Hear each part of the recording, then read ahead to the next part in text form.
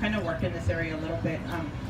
I am a mom, a poet, and a community kind of cultural worker, and I really try to work in the neighborhood that I live in to activate spaces. And so I'm really excited to hear that this is happening in Pleasant Grove now, because I think there's a lot of work that can be done here to bring the arts to the neighborhood. And so I'm really excited to be able to be a part of this. These are my three girls, and I have a poem that I wrote about my life when I was younger that I'll share with you. This is my husband, my partner, and I have a poem that I wrote for him as well. And the only reason that I'm able to do this is really because I have a very supportive family, and I drag them along to everything, and it's not always fun for them. And so I'm trying to really honor and respect the time that I have with them. So this summer it's really going to try to be about them. I grew up in Oak Cliff, first generation American. My parents are from Mexico. I never really felt like I belonged here. And I mean, I think we're kind of going through that right now, where people are trying to make us feel like we don't belong here. And so I have some pieces that I'll share with you that kind of relate to that as well. And I think that's it. I'm like horrible at intros, and this is like not my favorite thing to do, is to read. But Tammy is actually the person that I performed with first. So I think a lot of us have connections to Tammy, Melody Gomez from Fort Worth. And I submitted a piece for a project that she was doing, and I didn't realize that I was going to have to perform it.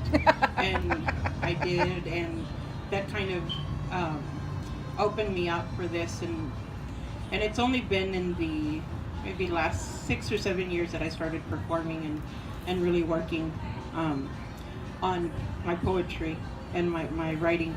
So I'll start with a piece. And I code switch when I write. I write the way that I think, and I'm bilingual, and so my poetry jumps back and forth. And so if there's a word in my piece that you don't understand, I'll feel free to talk to you about it afterwards. The first piece I'll share with you is called Back Burner Mama.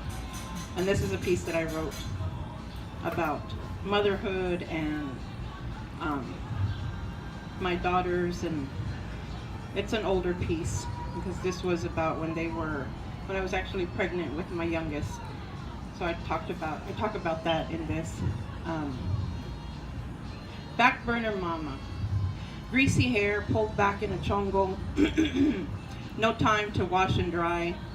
Same 4-year-old pants and 5-year-old shirts. Chapstick if I can find it. Eternally craving sashimi and dirty martinis. Longing for a night filled with Almodovar films. Settling for peanut butter toast and watered down juice, while listening to the original version and then the remake of the La La La song. Long nights, sometimes longer nights. Long days, sometimes even longer nights. No sense of privacy, no sense of self. Feeling like life is on repeat. Made better by the unconditional love that is a wide-grinned, almost toothless smile, or the sudden jolt of tiny feet inside my womb, or hand-drawn pictures of me in a colorful triangle-shaped dress, losing myself only to reemerge, a different kind of mujer. So that was a piece about, again, motherhood, about being pregnant and nursing, and the food you eat doesn't belong to you, it belongs to whatever your children can tolerate, and the kid music that you listen to over and over and over and over again. This is an older piece also, called Los Elementos, and it talks about really the elements. I'm very rooted in nature. I get that from my grandmother and my family, and so this talks about el abuelo, as the wind, Mama as Mother Earth, the rain, and it talks about the fire that we have inside. Los elementos. Cool weather days full of rust-colored leaves and gray skies, with el abuelo blowing his breath steadily, making twigs and branches do a sacred dance. Water dripping steadily, but Mama doesn't mind it. Al contrario, she welcomes the moistness. It makes the maíz grow golden and tall. Niñitos dressed in light layers of wool, wrapped in homemade bufandas and gorritos, placing little hands over their nose and mouth to keep the fire going inside. Used to hate it, thought it was too cold, too depressing, never noticed how beautiful an orange sun looks setting over hills of brown. The colors are there, a little different, but they are there. Those are some older pieces. These are actually pieces that I wrote like when I was first getting started.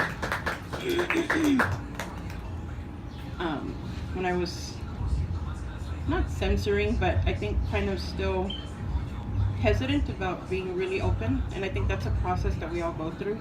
And as I've gotten more comfortable, my pieces are a little more risque sometimes. Yes, a little bit.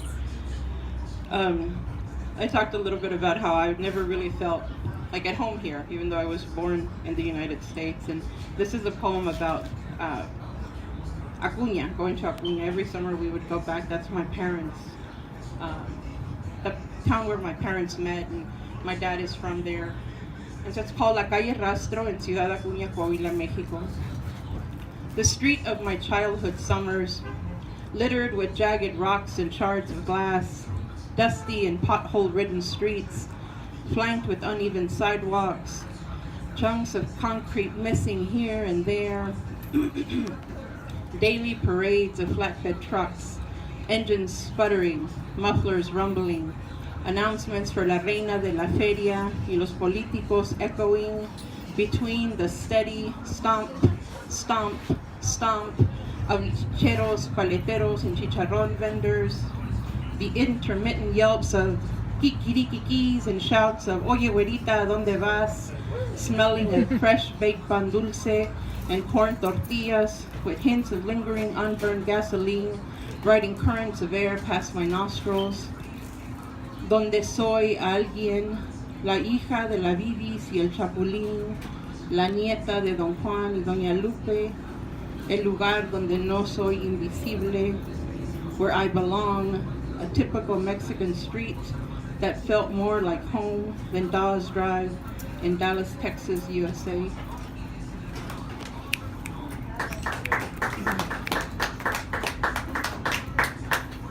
And so that really was my respite. Every summer we go back to where I was someone, because here I felt like no one.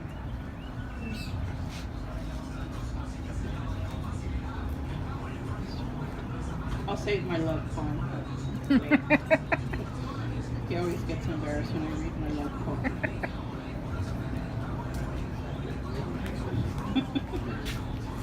Okay, see? Yeah, that's great, thank you. This is another piece that kind of alludes to that sense of never feeling here, like I belong. And this was actually written in response to a call, I think about 2 years ago, because the writer, the book fair in Texas didn't include any books written by people of color. And so there was a writer, Sarah Garcia, that was really upset, and rightly so. And she put out a call for pieces that spoke to the importance of our work being included in events like that. And so this is called Untitled, or Faceless and Invisible. I find myself looking at my face.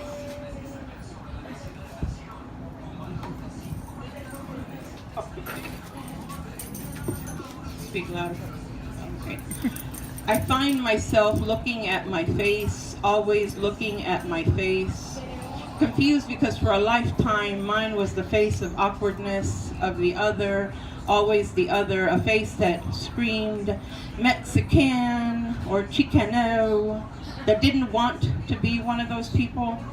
You know, those people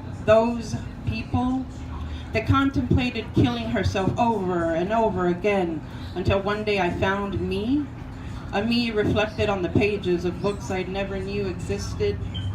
Literary doppelgangers who shared a love and hate relationship with our thick obsidian-colored hair, which my hair is no longer obsidian-colored.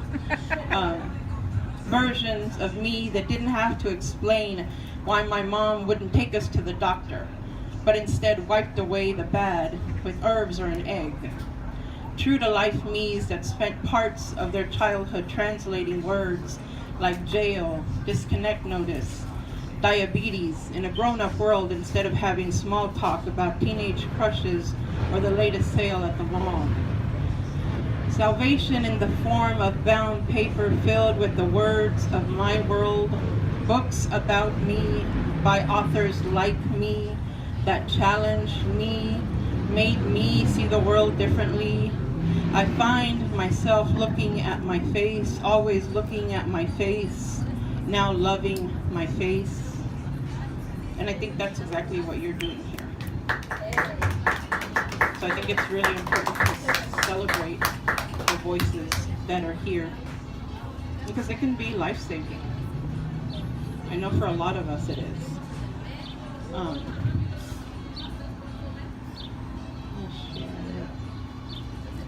I often say that going to Booker T probably saved my life. It is. I mean, it wasn't perfect or anything, but you know. No, and it sounds like you're being dramatic, but it really is when you feel like you never have fit in, and then all of a sudden you do. You find your clan, and you hear people speaking like you. It's life-saving. I'll save that one for later.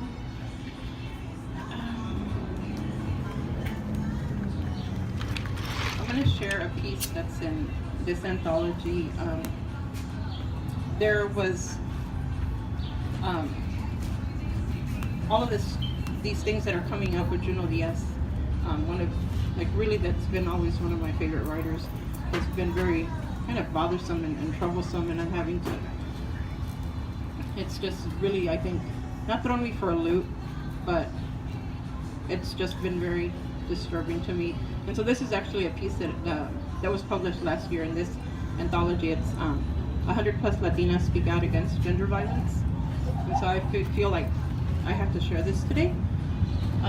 And this is really to honor our sisters and mujeres that have come thousands of miles in search of the American dream, and who have suffered violence at home, on the way, and then get here and still have to suffer through that violence. And as the mother of 3 young girls, that's really bothersome for me. So this is called Las Sombras. And this is a piece of microfiction. We were told that we had 125, 150 words to write our piece in. And so it's Las Sombras. The shadows come alive at night among the patches of dry grass poking out of the barren land. I should be scared, but they are my only family now. Engulfing me as the sun begins to hide behind the horizon, shielding my body like a rebozo woven of azabache colored threads until the light of dawn breaks through darkness. A light that reveals the bloody lips and swollen face of a compañera who stumbles as she tries to pick herself up from the cracked soil, quickly buttoning her torn flannel shirt, dusting off her pants as she walks away with a limp. No acknowledgement or words for her, just a silent march and the hope we're a day's journey closer to crossing that line, that invisible line in the earth that's supposed to make it all better, praying to the shadows I'm not the shattered one tomorrow. And so I think for a lot of women, that's our prayer, that we don't experience that, unfortunately.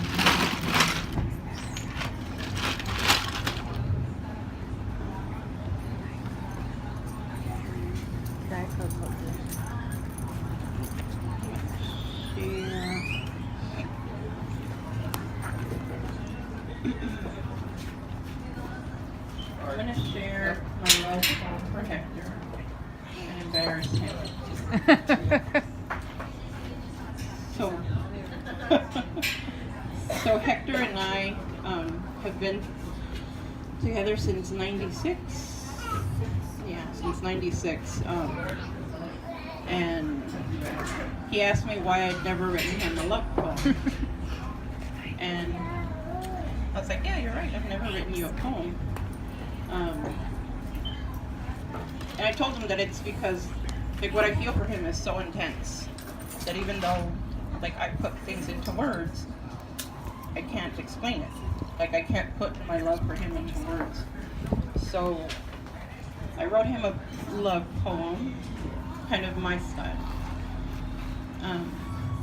I started to write a love poem. One about how much fun I still have with my partner in crime after over 20 years. Drinking beer and shooting pool, or drinking beer and playing records, or drinking beer and listening to poets spit, or just drinking beer. One about how the first time I laid eyes on him, my heart became a drum that played a song I'd never heard before, thumping out notes that vibrated from the crown of my head to the tips of my toes that made knees go weak and breath stop. One about how when I hear his voice, a million monarcas begin slowly fluttering in my belly, that fleshy belly he rests on, that fleshy belly he kisses as he moves down towards nether regions of my fleshy body, where the monarcas eventually come to rest.